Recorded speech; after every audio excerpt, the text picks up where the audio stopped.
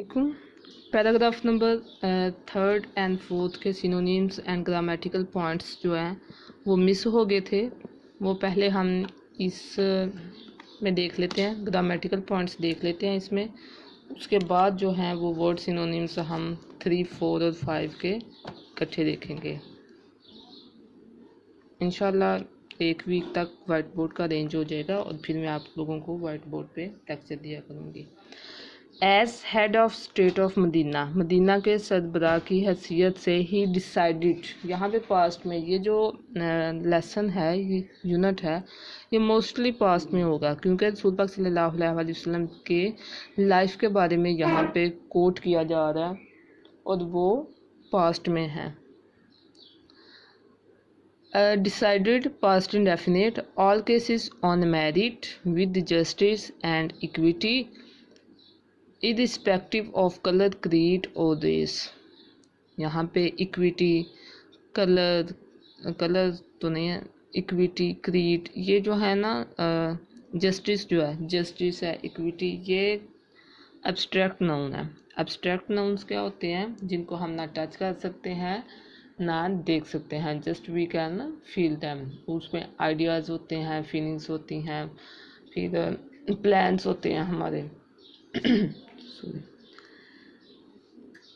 Once a Quraysh woman was found past indefinite का passivise, यानी कि उसको पकड़ा गया, ये नहीं पता किसने पकड़ा है, पकड़ी गई only for stealing, guilty of stealing.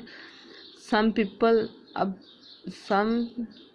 Wanted again, यहाँ पे past indefinite. To save infinitive, to plus first form. Her from punishment in order to protect again यहाँ पे infinitive. The honour abstract noun, honour जो है वो abstract noun है, of the family of the Quraysh. They asked यहाँ पे again past indefinite. हज़रत Usama bin Zaid to intercede यहाँ पे इन्फिनिटिव। अभी तक जो हमने देखा है वो 3 से 4 पॉइंट्स है ग्रामेटिकल पैराग्राफ नंबर 3 में। एक तो पास्ट इंडेफिनिट है, सब्जेक्ट के बाद सेकंड फॉर्म ऑफ वर्ब, दूसरा इन्फिनिटिव है, टू के बाद फर्स्ट फॉर्म, और तीसरा यहाँ पे एब्स्ट्रैक्ट नाउन्स हैं। On her behalf, Hazrat Usama requested again यहाँ पे past indefinite. To forgive infinitive. The Rasool very furiously गुस्से से, ये एडवर्ब ऑफ मैनर। सेड फरमाया, Bani Israel was ruined past indefinite का passivise. Because of this they applied again यहाँ पे पास्ट इंडेफिनिट। ला to the poor and forgive माफ़ कर देते थे, यानी कि पास्ट इंडेफिनिट। द रिच, यानी वही 3 पॉइंट्स पास्ट मेन 3 पॉइंट्स है, पास्ट इंडेफिनिट, इन्फिनिटिव और एब्स्ट्रैक्ट नाउन्स। अब नेक्स्ट पैराग्राफ में, पैराग्राफ नंबर 4 में देखते हैं हम। द रसूल वाज सो वेल नाउन, ये यहाँ पे यूज ऑफ वाज है। For his justice abstract noun. That even the juice भी नाउन है, यहाँ पे प्रॉपर नाउन है। हु वर हिज बीटर यहाँ पे सख्त, ये एडजेक्टिव है। एनिमीज ब्रॉट लाते थे, पास्ट इंडेफिनिट। देयर सूट्स, अपने मुकदमात, सूट्स भी यहाँ पे नाउन है। टू हिम, आपके पास। एंड ही डिसाइडेड यहाँ पे past indefinite.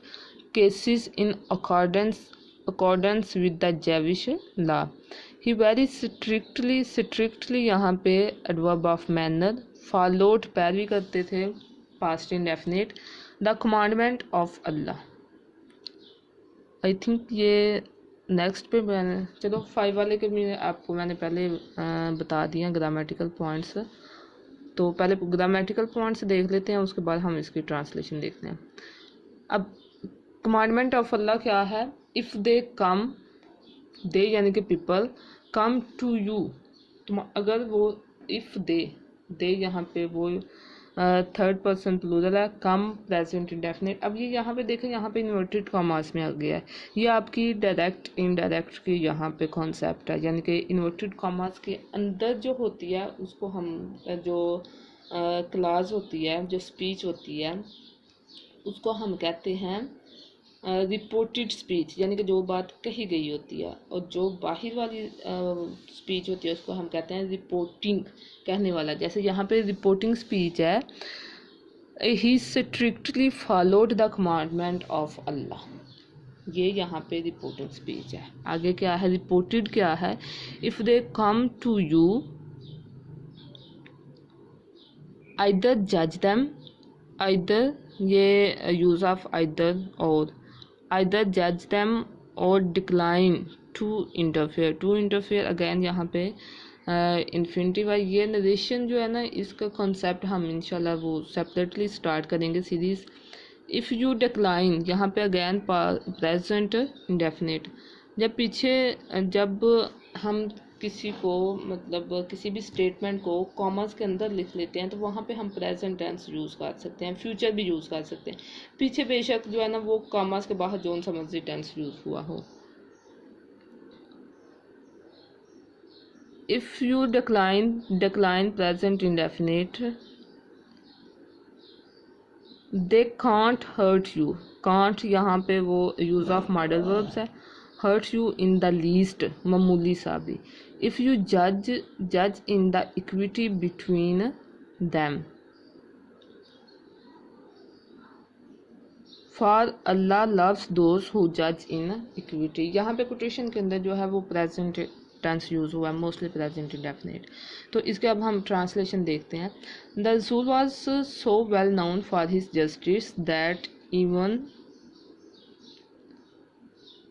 even the Jews who were the bitter enemies, रसूल पाक सल्लल्लाहु अलैहि वसल्लम अपने इंसाफ के लिए इतने मशहूर थे या इस कदर मशहूर थे कि इवन द ज्यूस, यहाँ तक कि यहूदी भी, who were his bitter enemies, जो आपके सख्त दुश्मन थे, ब्रॉट देयर सूट्स, अपने मुकदमात लाते, टू हिम, आपके पास, एंड ही डिसाइडेड, और आप फैसला करते, केसेस मुकदमात का, इन अकॉर्डेंस के मुताबिक, विद द जेविश लॉ, यहूदी कानून के मुताबिक। रसूल पाक सल्लल्लाहु अलैहि वसल्लम अपने इंसाफ के लिए इस कदर मशहूर थे कि यहूदी जो आपके सख्त दुश्मन थे वो भी अपने मुकदमात को आपके पास लाते और आप उनके मुकदमात का जेविश कानून के मुताबिक, यहूदी कानून के मुताबिक फ़ैसला करते थे। इसी तरह एक दफ़ा किसी ने अबू जहल से पूछा कि तुम्हें क्या रसूल पाक सल्लल्लाहु अलैहि वसल्लम के सच्चे और ईमानदार होने पर यकीन नहीं है। उसने कहा कि मैं कसम खा के कहता हूँ कि आप सादक और अमीन हैं, यानी कि सच्चे हैं और अमीन हैं। और ये टाइटल आपको इस्लाम के आगाज़ से पहले, यानी कि नबूवत से पहले का मिला हुआ है, ठीक है। और आपकी ईमानदारी पे उनको इतना, वैसे यहाँ पे तो इंसाफ का है ना, लेकिन थोड़ा सा चले मैं आपको एक्सप्लेन कर देती हूँ कि ईमानदारी पे भी, आपकी ईमानदारी पे उनको इतना यकीन था कि काफिर जो हैं अपनी अमानतें आपके पास रखते थे। यू नो डैट हिजरत की रात पे आपके पास उनकी बहुत सी अमानतें थी, और फिर आप सल्लल्लाहु अलैहि वसल्लम ने हज़रत अली को अपने बिस्तर पर सुलाया कि तुम सुबह उनकी अमानतें वापस करके मदीना आ जाना। He very strictly followed the commandment of Allah, आप बड़ी सख्ती से अल्लाह ताला के इस हुक्म की पैरवी करते। If they come to you, अगर वो तुम्हारे पास आते हैं, कौन आते हैं, लोग, आइदर जज दैम और डिक्लाइन टू इंटरफेयर। आइदर जज दैम, या तो उनके दरमियान फैसला कर दो या फिर मुदाखलत से इनकार कर दो। इफ़ यू डिक्लाइन, अगर तुम इनकार करते हो, they can not hurt you in the least, they can't hurt you in the least, वो तुम्हें मामूली सा भी नुकसान नहीं पहुंचा सकते। इफ़ यू जज, अगर तुम फैसला करते हो, जज इन इक्विटी, तो इंसाफ के साथ फैसला करो, बिटवीन दैम, उनके दरमियान। अगर तुम फैसला करते हो तो उनके दरमियान इंसाफ के साथ फैसला करो। फॉर, क्योंकि, अल्लाह लव्स दोज हु जज इन इक्विटी, क्योंकि अल्लाह ताला उन लोगों से मोहब्बत करता है, उन लोगों को पसंद करता है जो इंसाफ के साथ फैसला करते हैं। यानी कि समटाइम ऐसा होता है ना कि हमारे पास दो पार्टीज़ आती हैं, दो मेंबर्स आते हैं और वो दोनों ही इस तरह के होते हैं कि हमारे दोनों के साथ लाइक दैट। अभी अगर हम करंट अफेयर्स देखें तो यूएसए के जो अभी की सिचुएशन है और चाइना की, इन दोनों का जो आपस में मिड बीर है, इन दोनों के जो आपस में रिलेशंस हैं वो काफ़ी ज़्यादा क्रिटिकल हो गए हुए हैं। और फिर यहाँ पे अफ़गानिस्तान भी है। तो इंडिया की तो चले, इंडिया के भी चाइना के साथ बहुत क्रिटिकल रिलेशंस हैं, लेकिन चले हमारे अपने जो है वो इंडिया के साथ क्रिटिकल हैं। बात यहाँ पे हो रही है यूएसए और चाइना की। तो हम यहाँ पे ना तो यूएसए के फेवर कर सकते हैं ना हम चाइना के कर सकते हैं। क्यों? क्योंकि हमारे जो मुफादात हैं, हमारे जो बेनिफिट्स हैं वो दोनों के साथ हैं। ठीक है, मतलब हम किसी को भी डाउन नहीं कर सकते, किसी को भी अप नहीं कर सकते। तो हमें यहाँ पे क्या करना चाहिए कि हमें न्यूट्रल रहना चाहिए। न्यूट्रल किस तरह रहना चाहिए कि ना हम चाइना को, अब यूएसए जो इन कंडीशंस में यूएसए ये चाहता है कि हम मतलब चाइना से पीछे हट जाएं। चाइना से पीछे हटने का मतलब है कि हम जो हैं वो यानी कि अपने सी पैक जो कि इतनी हमारा एक मेगा प्रोजेक्ट है, सी पैक से पीछे हट जाए। और सी पैक ही तो हमारे लिए इकोनॉमिक कॉरिडोर है। तो चाइना पाकिस्तान इकोनॉमिक कॉरिडोर यानी कि ये हमारी इकोनॉमी में बहुत बड़ा ये टर्न साबित होगा, टर्न आउट साबित होगा। तो हम इससे सी पैक से पीछे नहीं हट सकते। तो यूएसए के साथ हमारे रिलेशंस इसलिए ज़रूरी हैं क्योंकि इंडिया के साथ, मतलब इंडिया के साथ जो है ना वो मुज़ाकरात करने के लिए हमें यूएसए की हेल्प आउट चाहिए। ये लादा बात है कि वो हेल्प हमारी नहीं करता, वो डिप्लोमेटिक बन जाता है, लेकिन डिप्लोमेटिक रिलेशन से डिप्लोमेटिक व्यूज़ देता है, जो है कमेंट्स देता है। लेकिन हमें चाहिए, मतलब वो एक सुपर पावर है, सुपर पावर के साथ तो हम दुश्मनी कर ही नहीं सकते ना। और वो यूएसए जो है वो जो है सॉरी वो जो चाइना है उसके साथ हमारे बेनिफिट्स हैं। तो हमें यहाँ पे क्या करना चाहिए, अल्लाह ताला की इसी जो वर्सेस हैं उसी पे अमल पैरा होना चाहिए कि हम यहाँ पे न्यूट्रल रहें, हम यहाँ पे डिक्लाइन कर दें इंटरफियर से। ये एक्चुअली मैं ये आयत आपको समझाना चाह रही थी, इसीलिए मैंने ये एक्सप्लेन किया। और वैसे भी आपको थोड़ा सा करंट अफेयर्स का पता चल जाएगा। Next paragraph, justice demands, I think so 3, 4 and 5 आपने इनके सिनोनिम्स भी लर्न करने हैं, तो काफ़ी है। 1 मिनट, ठीक है, कल हम कंप्लीट कर लेंगे।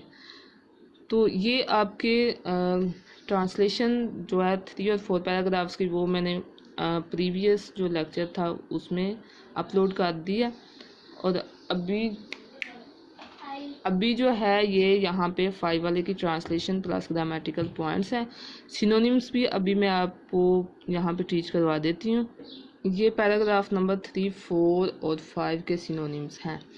इर्रिस्पेक्टिव, रिगार्डलेस ऑफ, यानी कि किसी भी चीज़ को, रिगार्ड का मतलब होता है रिस्पेक्ट देना किसी चीज़ को, रिगार्डलेस ऑफ गैर मिन जानिब हो के, गैर जानबदारी से, गैर जानबदारी से यानी कि किसी चीज़ की भी हमने फेवर नहीं करनी। क्रीड, डोगमास, बिलीफ, जो हमारे अकीदे होते हैं, जो हमारा यानी वही मज़हब आ गया। पनिशमेंट, पेनल्टी, इंटरसीड, सॉरी यहाँ पे सीड के बाद डी के बाद ई आना था। प्लीट यानी कि रिक्वेस्ट, फेवर करना किसी की, सिफारिश करना। फ्यूरियसली, रैथफुली, ये एडवर्ब है, adverb of manner. Ruin, destroy. sermon, religious address, tribe, clan, ancestors, forefathers, appeal, request, hang, execute, revenge, retaliation, badla, follow, obey, commandment, divine command यानी कि अहकाम इलाही। decline, reject, turn down। जब डिक्लाइन का मतलब अगर किसी की बात को हम करते हैं, डिक्लाइन करते हैं, तो उसका मतलब है रिजेक्ट करना। अगर किसी हम सिचुएशन को करते हैं तो वहाँ पे उसका मतलब होता है, अगर किसी सर्कमस्टांसिस पे डिक्लाइन आता है तो वहाँ पे मतलब होता है जवाब। So that was the lecture of today. ये आज का लेक्चर था और इसमें हमने क्या किया है कि ट्रांसलेशन किया है पैराग्राफ नंबर 3, 4 एंड 5 की। Be very conscious about your daily homework. जैसे ही आप लोगों को वीडियो मिलती है इसको वॉच करें। ट्रांसलेशन जो है वो अपने नीट रजिस्टर्स पे लिखें विद वर्ड सिनोनिम्स भी लिखने हैं और लर्न भी करने हैं। ओके, और इंशाल्लाह कल मैं इसका फीडबैक दूँगी। ओके, अल्लाह हाफिज़।